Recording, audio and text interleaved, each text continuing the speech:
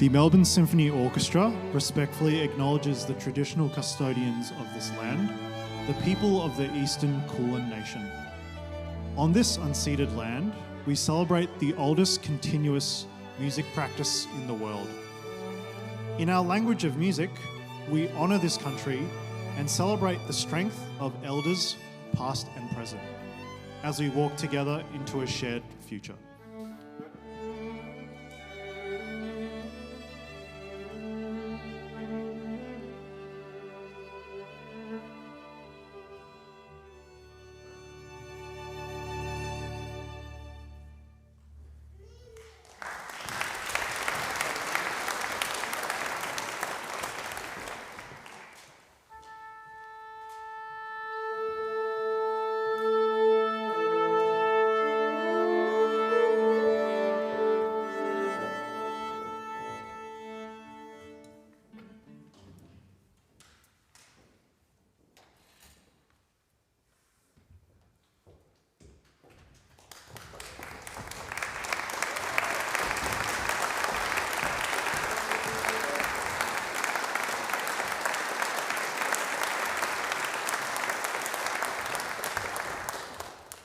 Good evening, everyone, and welcome to tonight's MSO First Voices Showcase. This is the third annual event run by the MSO. It's a program that mentors young and emerging Indigenous composers to write for the ensemble that you see in front of you tonight. So not quite the full forces of the MSO, but sort of single winds, single strings, and a few brass to give a flavour of how to write for all of these different instruments. As I was saying, this is the third year that it's been running, and as always, we're joined by two young composers tonight. I'm going to try not to talk too much, although I do have to pad some time, because hopefully my voice will hold out. I have a very small child who goes to daycare and has a very Pokemon attitude towards every cold and disease out there. Got to catch them all, and brings them home. So I should preface this by saying I shouldn't be contagious, don't worry. But it did turn into a sinus infection that I'm currently getting through. So if my voice keeps going lower and lower over the night, you'll know why. I'm not trying to do a Barry White impersonation. It's just what's happening. I'm going to stop telling dad jokes now and get on with it. And I'd love to welcome to the stage our first composer for tonight's event, James Howard.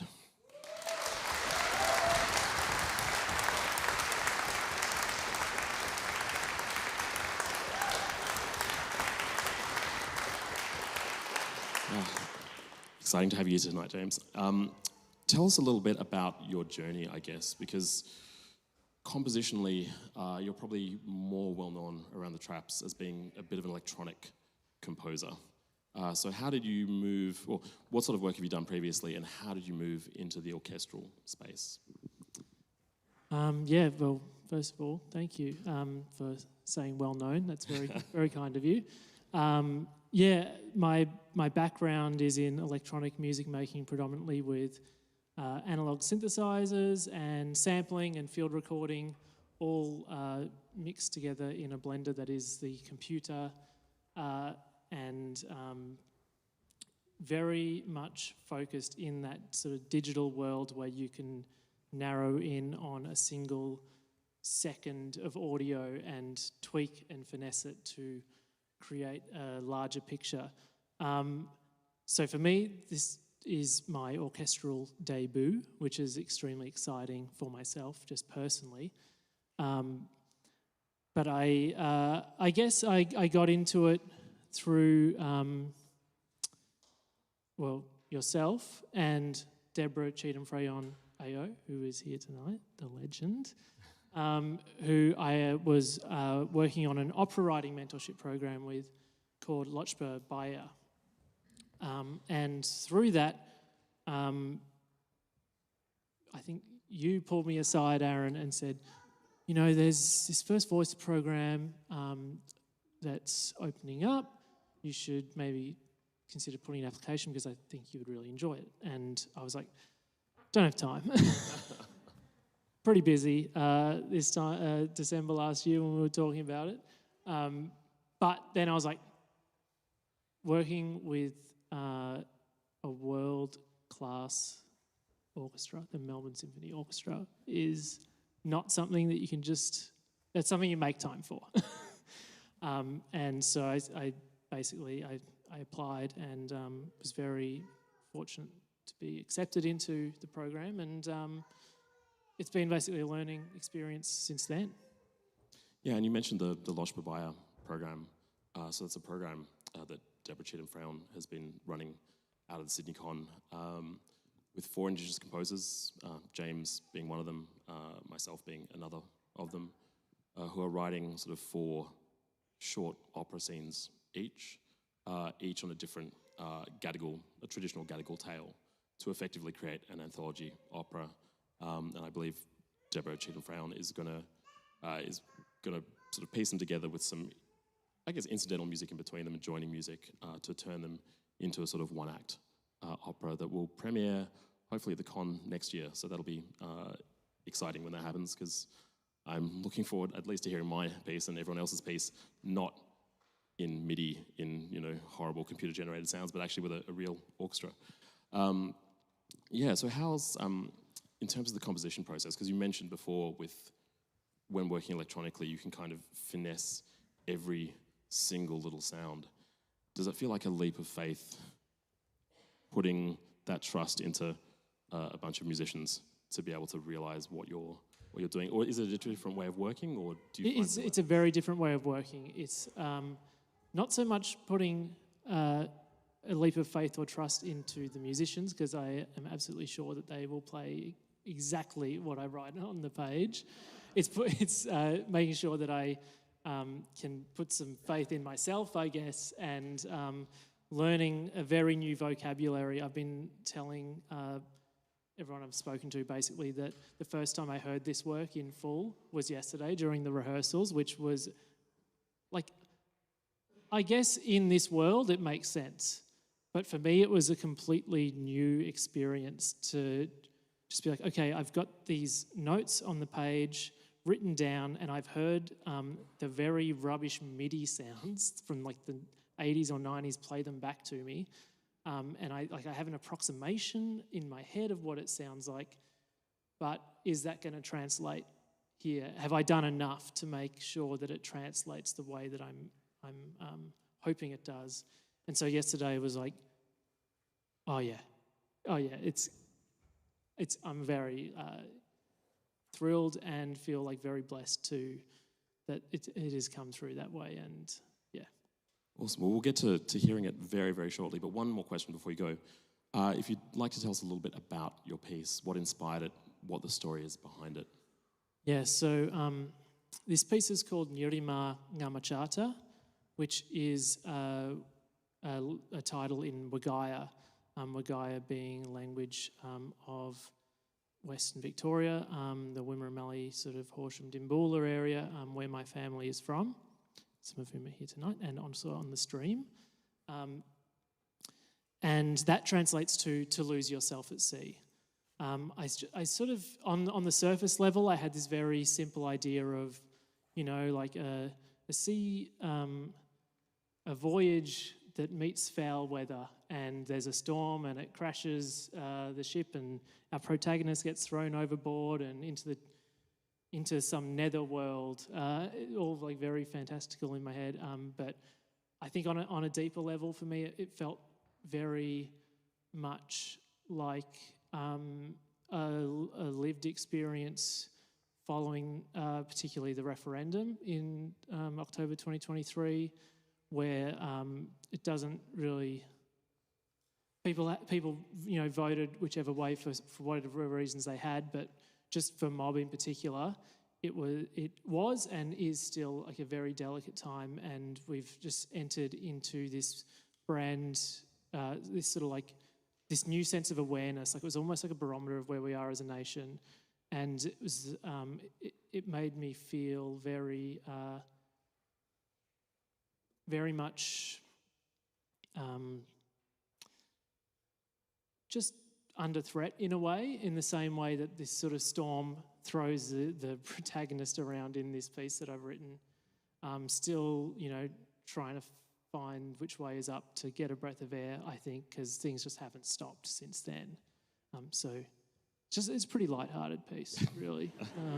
It's it's funny because I didn't know this about the piece until yesterday either, and as hard a time as the referendum was, I guess the silver lining is that we now have this work out of it. My first big orchestral work as well, which was written for the Monash Academy Orchestra, was called Voiceless: Reflections on a Referendum, also reflecting on the referendum. So it seems like there are a number of pieces in the art music tradition that I guess give voice to this period of Australian history and actually reflect on it in a very raw and honest kind of way. So thank you so much for sharing that with us. And now we get to hear the premiere of James's piece, and let's see if I can say it properly. You can do it. Nyirrimarr, Namacha. Close enough, yeah. Awesome. Pretty good. Thank you. Thank you.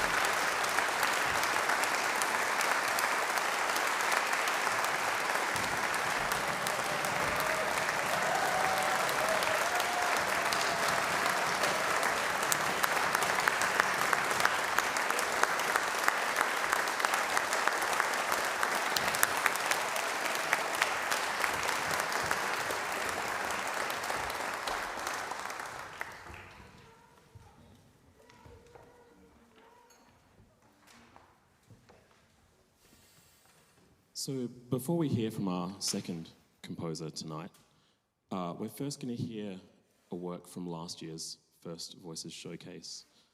This is a piece by Leon Rogers called Seven Sisters. I won't talk too long about it. There are more details in your program notes. But effectively, it follows the story of the seven sisters being chased across the land by this man of a different skin group. And they're fleeing off into the sky where we see them today as the Pleiades constellation. And the man chasing them is the morning star. So it's a story that links, obviously, this traditional tale with Indigenous astronomy. So this is Leon Rogers' work, Seven Sisters, and I believe he might be in the room today. Heidi, there he is, right there at the back there. It's great to see you back, Leon. So please enjoy an encore performance of last year's piece, Seven Sisters by Leon Rogers. Thank you.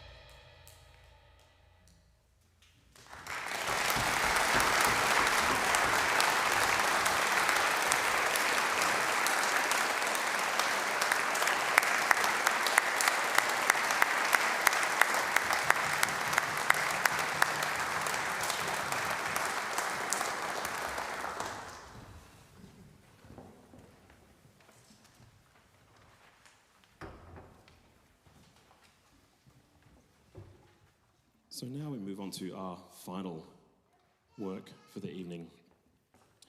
And this is Fragments by Nathaniel Andrews.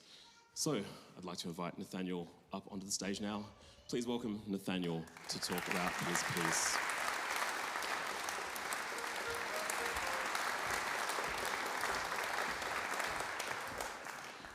So tell us a little bit about your background and how you came to find yourself here, because you're mostly from more of a jazz space, I believe. Yeah, I'm from the imposter side of things. Just wanted to thank you too for calling me young, and James, because you introduced us as young musicians, and I was very grateful for that. So yeah, my mob are the Yorta Yorta Wurundjeri people,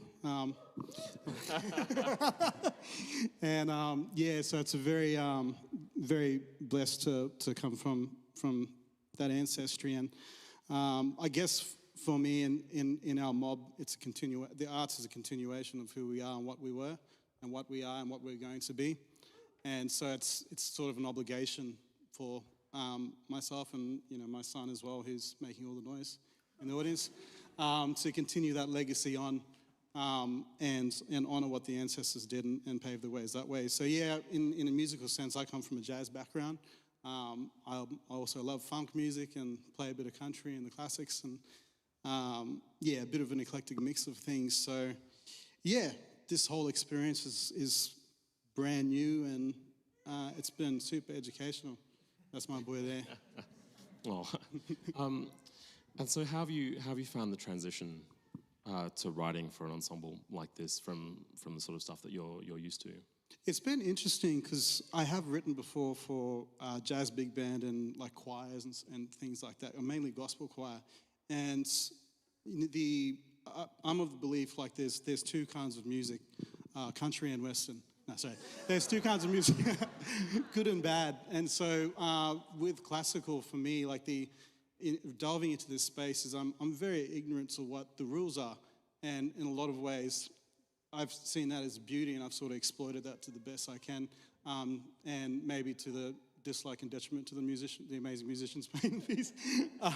But yeah, so it's been a very educational journey, and every single step along the way, from all the questions from these amazing musicians to the questions you've asked in the rehearsals, even talking with James as well. Everything's been such a great learning experience, and it's something that I'm definitely going to take away, and it's the start of a new journey in that space. Yeah, I was about to say, in terms of just speaking a little bit about the rehearsal process. So for those of you unfamiliar with, I guess, how a professional ensemble works, we basically had 2 calls yesterday, which is a luxurious amount of time to be able to spend on this much music. So it seems like rehearsing the day before is like a last-minute thing, but in the professional world, that is done all the time. Especially with a brief program like this one. So there was a lot of feedback, I guess, for the two of you to get in a very short space of time, as with musicians asking questions, with me asking questions of exactly what certain things on the page meant, what different articulations meant, how you wanted things to sound. So it's I guess, in a way full on, but also hopefully the two of you found it to be a really rewarding experience, because you get that very instant feedback and you get to see exactly how it sounds and how you can, if anything isn't quite working as you expected, how you can change it to get what you want. As James was saying before, it's really about making sure that all of your intentions are on the page in a way that the musicians can understand. So, on to this piece now, Fragments. What's the story behind it? So, when I first started the program, I had experimented with some ideas, and because I play bass guitar, I was trying to avoid playing the instrument, because then I would play what I knew. And so my approach was, whatever the idea was in my head, I would write that down on paper and treat the paper as the tool until it got to the musicians. And I was getting so frustrated for weeks because I couldn't find the idea. And I was searching and searching and searching. And the funny thing with art, I guess, too, is like the more you search, the further away it gets. And so then I sort of gave up, and I was washing the dishes, and the first 4 bars of the piece just appeared in my head. And so I dried my hands real quick, ran upstairs, started Sibelius, which took like 20 minutes to load up on my computer, and then was trying to figure out what to write, and I wrote down the first 4 bars. And then from that, so the piece is called Fragments, and I guess the idea for Fragments is that it's the way the ideas came to me, and it was more like a conversation. And you're probably going to ask this question, probably jumping ahead, but is that okay if I? Yeah, go for it. So the purpose of the piece is it's allowing us as individuals to question what we believe. So the first part of this piece is very much when you get introduced with a new idea that you may not like, and it may be uncomfortable. And then it grows and grows and grows, and then there becomes a moment where you reflect on what you think you know, and you realize that there's some truth in this next section that you're going through in this idea. And then when you get to that next part, you start to reflect and you see all the beautiful things that you may not have seen before.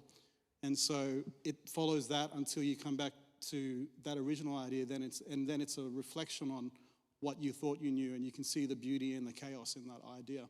And so the fragments are the fragments of thought that we all go through when we think of something that's confrontational, that's uncomfortable, that makes us question our beliefs and who we are. Awesome, thank you. I'm very happy for you to preempt my questions because it means less talking for me, and I will still have a somewhat of a voice left by the end of this. I think that explains it really, really well. And the whole, the joys of the creative process of like being stuck on something for a long time. I think so often, people have those moments of, just what seemed like sudden genius, but actually it's because you've been sort of thinking away at it for such a long time, and there are all of these ideas kind of in the back of your head that are somewhat formed but not quite there, and then you'll just have that moment of coalescence, and as you were saying, 4 bars, into Sibelius, bam, like that, and things just spin out from there. It's like you got to dig a lot of dirt to get a diamond.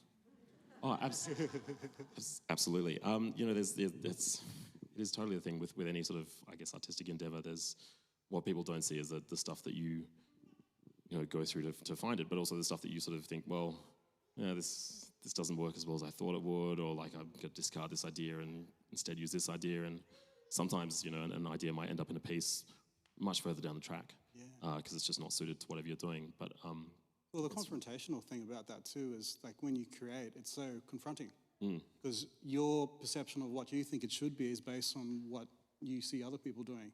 And so I guess in the rehearsals yesterday, listening to James's piece, listening to Leon's piece, I was like, wow, these are incredible pieces of music. What do I have to offer? And the critique started to come into my mind. Then I stopped for a moment. I was like, no, this is a reflection. This is a record of a place and time in my life. And so the beauty is in capturing that. And that's what's captured in that written score. And then, all the Bach and Beethoven, like all those composers in the past, like their music has lived on because it's a representation of what happened in that space. So, yeah. Just want to add to that. Sorry. No, awesome. Thank you. Before we start singing the song. It's so great hearing, the thought process behind the work and the thought process behind your own compositional practice. And I'm glad that you've made this transition from jazz to classical for this work that we're about to perform. So thank you. Yes. And this is our final work, as I was saying, by Nathaniel Andrews called Fragments. But before we get onto that, just like to acknowledge a few important people tonight. We couldn't, of course, do an event like this without the support of our partners. And we would like to thank the MSO's major NAIDOC Week partner, Equity Trustees, members of the MSO First Nations Giving Circle, the City of Melbourne for their support of music and ideas, and the Sage Foundation, who generously supports my work with the orchestra. And that is all the talking that I need to do tonight. So I made it through it. Awesome. Just one piece left to conduct. So please enjoy, and thank you for coming tonight. I hope you've enjoyed the show.